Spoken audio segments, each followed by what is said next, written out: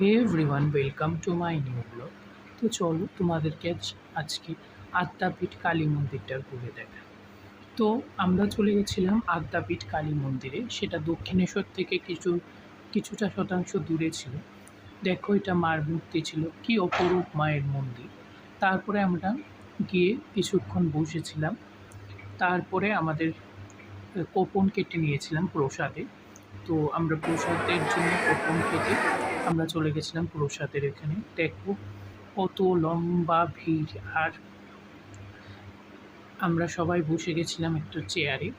সেদিন প্রচণ্ড গরম ছিল। তো দেখো, প্রথম আমাদেরকে ফ্রাইড রাইস আর ভাজা দিয়েছিল, কি অপূর্ব ছিল খাওয়াটা। তারপরে ধীরে ধীরে ছিল খিচুড়ি। তারপরে এটা ছিল একটা শিব মন্দির। খুবই ভাল লাগলো আদ্যাপীঠে। তোমরাও যেও, খুব শান্ত।